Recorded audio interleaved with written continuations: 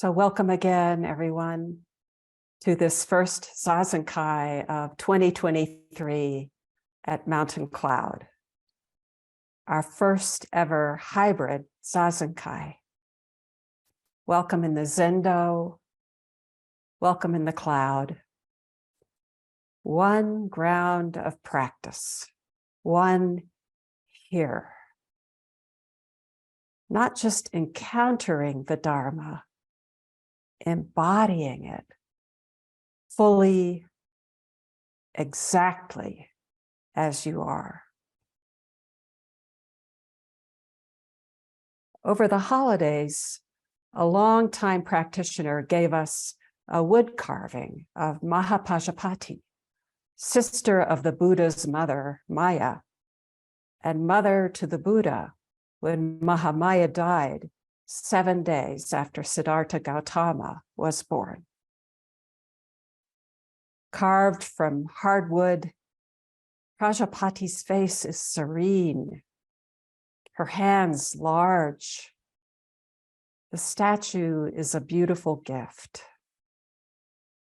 The card that came with it is also beautiful.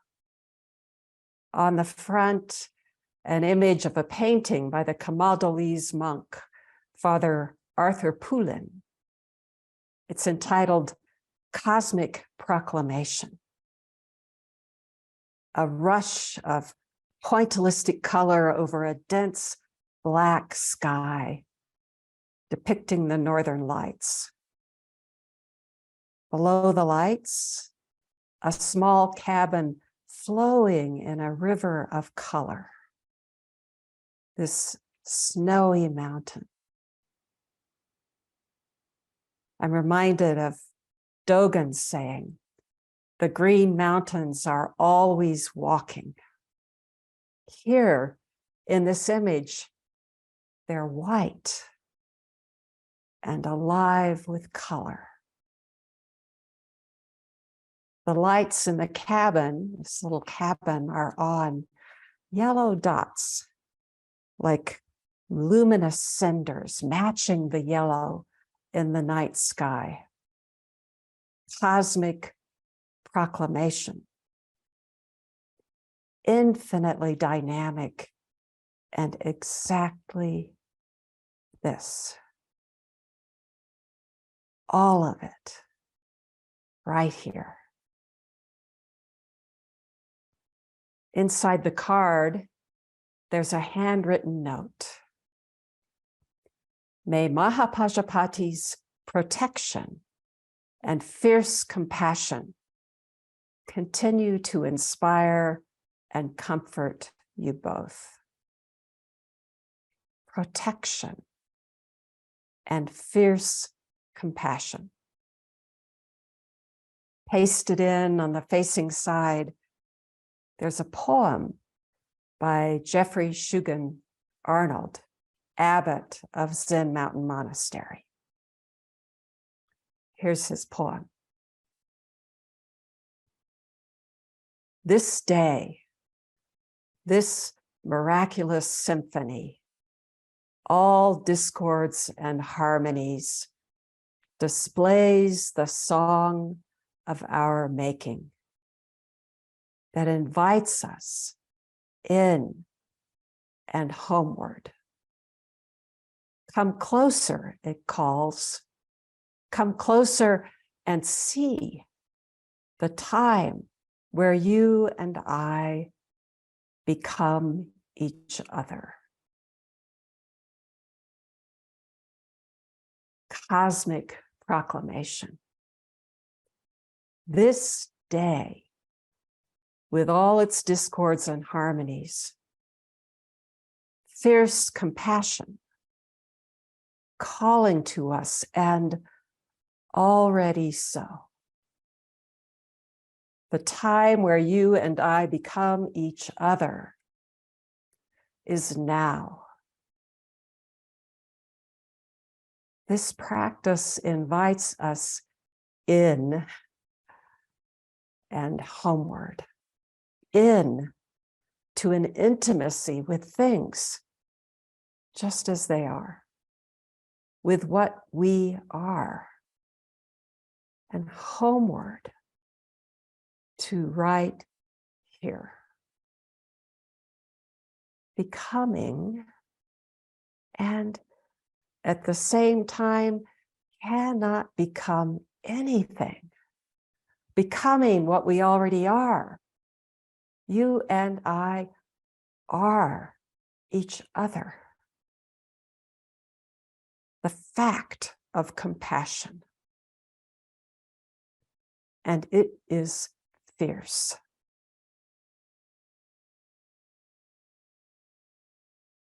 Back in 2017, the day after the presidential inauguration, I joined some 500,000 people for the Women's March on Washington.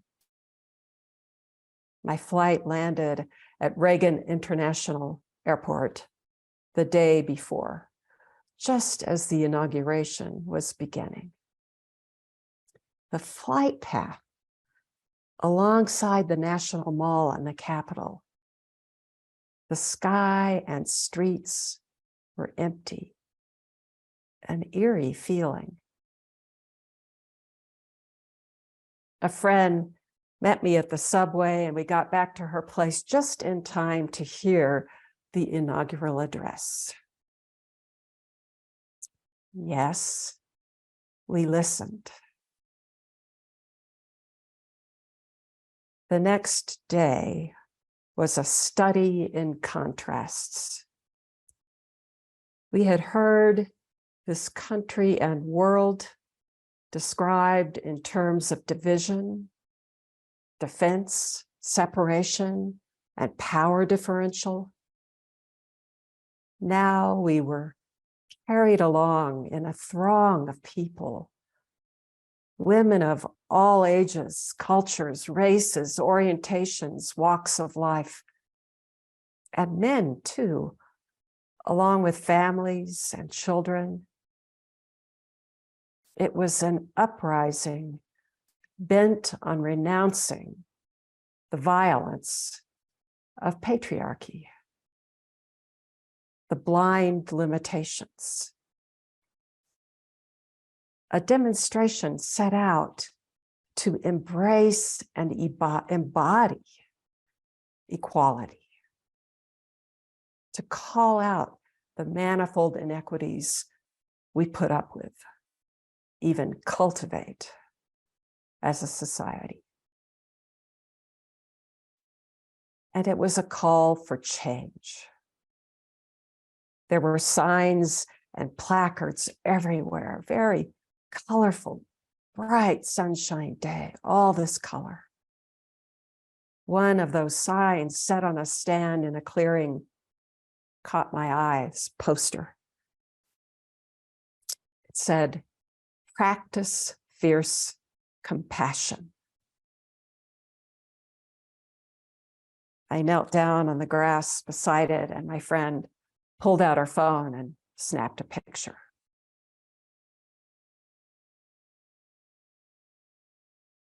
Somehow, this scene, the call to be what we truly are, came to mind when the Mahapajapati statue arrived. And I started looking into her story. Protection and fierce compassion.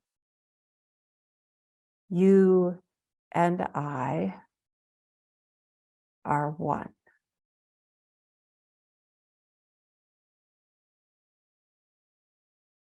A lot has been written about Mahapajapati, the Therigatha, that early collection of poems by women, women's awakening accounts, the sutras and textual accounts, all these various tellings. And there are what Wendy Garling calls forgotten fragments. Wendy Garling wrote this book, The Woman Who Raised the Buddha, The Extraordinary Life of Mahapajapati, just a different spelling. So the heart of the story, maybe this sort of compilation of all of these tellings. That heart is well known. 12 years after Siddhartha leaves home, his family hears that he's become a great sage, a blessed one, teaching the Dharma. He is called Buddha, awakened, from the Sanskrit root bud, to awaken. His father sends a message urging his son to return to the palace for a visit. It's a long trek, and more than 500 monks accompany him. At the palace, Mahapajapati sees her son and grasps the utter transformation. She hears him speak, teach, and as one writer put it, her heart is pierced. She becomes what the tradition calls a stream enterer, that first stage of realization toward total enlightenment. Actually, we are that. Here, just maybe catching a glimpse, entering the stream, the infinite flow of constant change.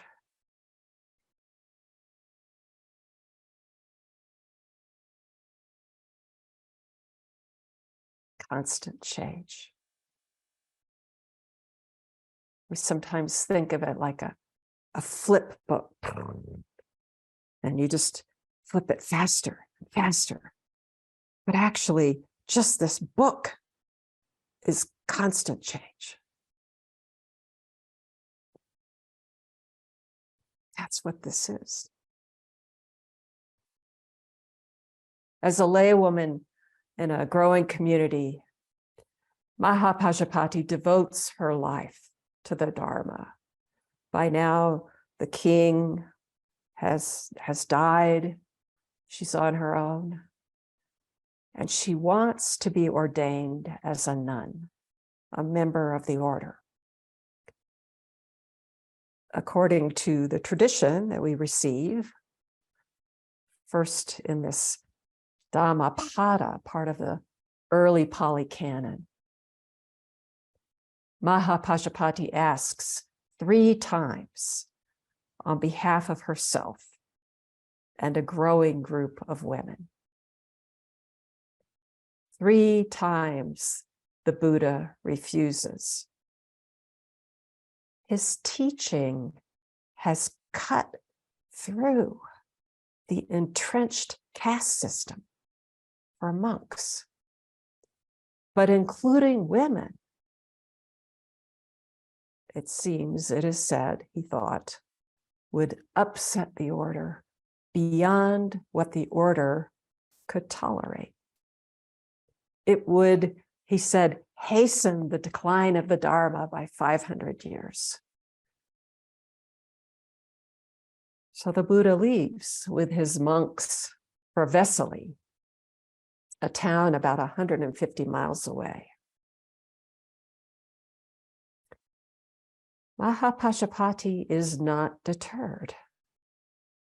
She dresses in a saffron robe, shaves her head, and walks barefoot to Vesali, leading a group of some 500 women. Another kind of women's march, maybe an early iteration. She arrives and stands at the gate in tears. Ananda, the Buddha's cousin, sees this, sees her there, and steps in. He goes to the Buddha asking 3 times, you know, please, can't you ordain women? Can't you admit women to the order? And 3 times the Buddha refuses. Finally, Ananda asked Shakyamuni if he believes women have the capacity to experience awakening.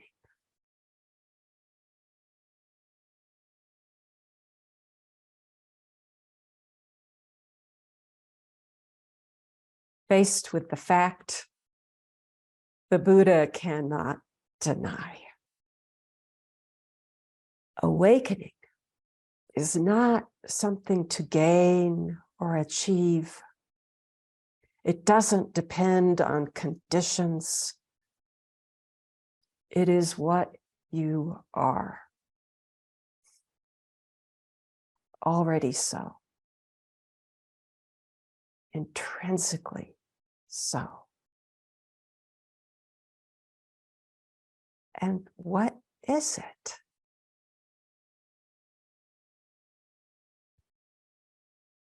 In a word, empty. Devoid of any fixed substance. And one more word, it's one.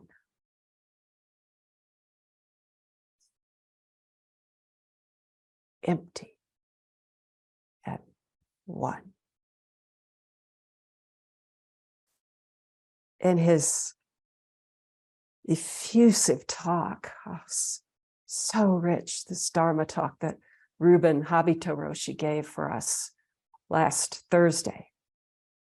He offered 2 images to help convey the empty, infinite oneness of what we are, each of us, and every aspect of this world. The first was this familiar image, Indra's net. That image that Mahayana Zen borrowed from Hinduism, early Vedic image. The world as a boundless, infinite net with a precious jewel woven into each vertex. Every knot a jewel.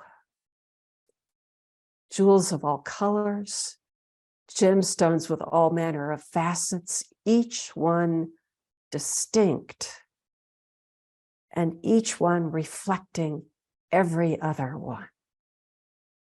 Each precious jewel whole, and what it is because of what every other bit of the universe is. And it's not just people, Ruben was so clear. It's each and everything. Whatever you pick up, that's all of it.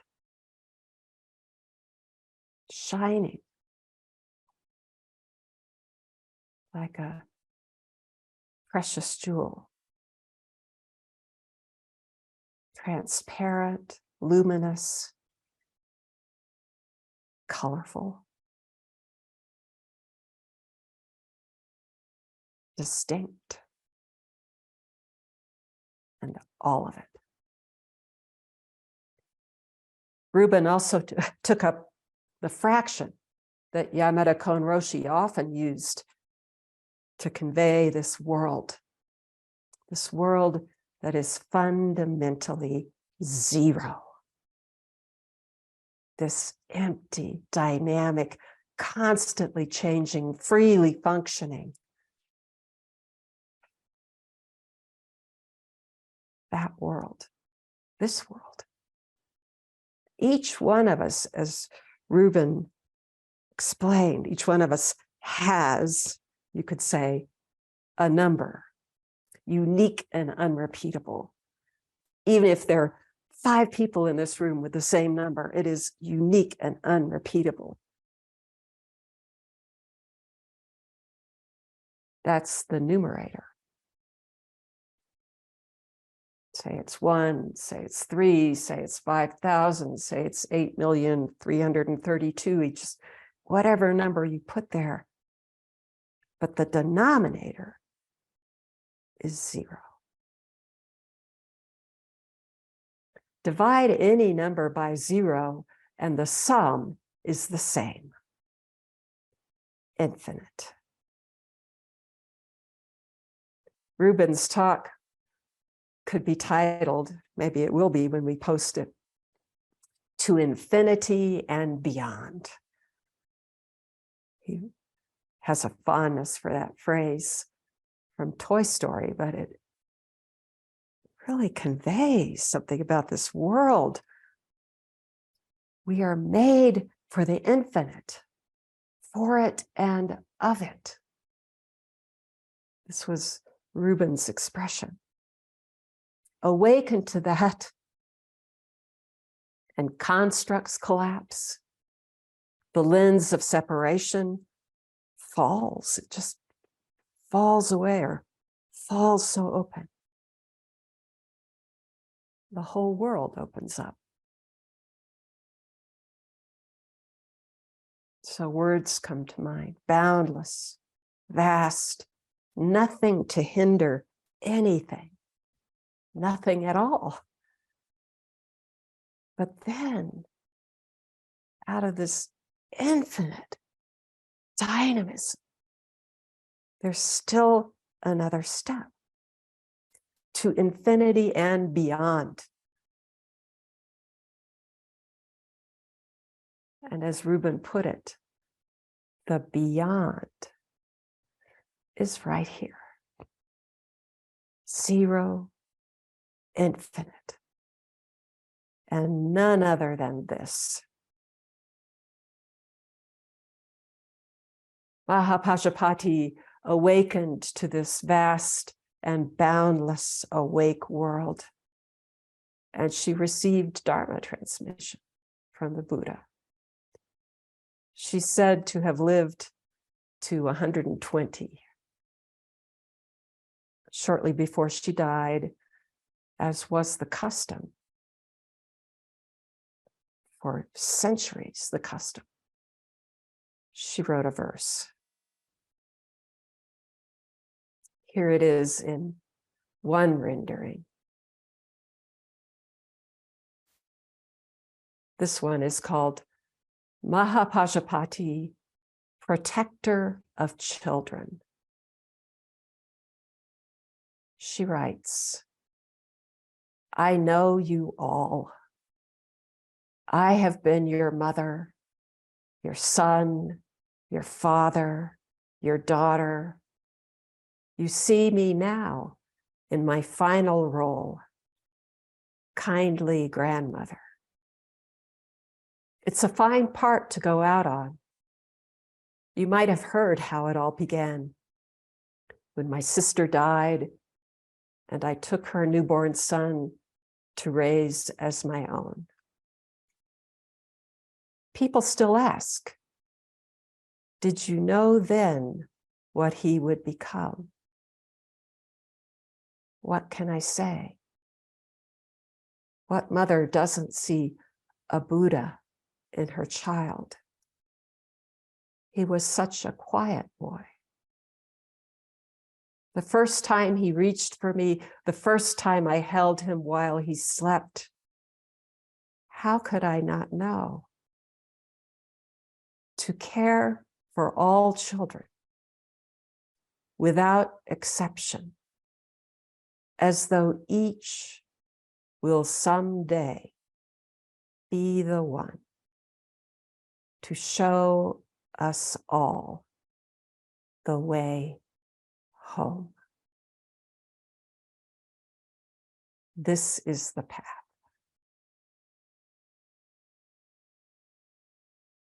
That's her verse. Not long thereafter, she died.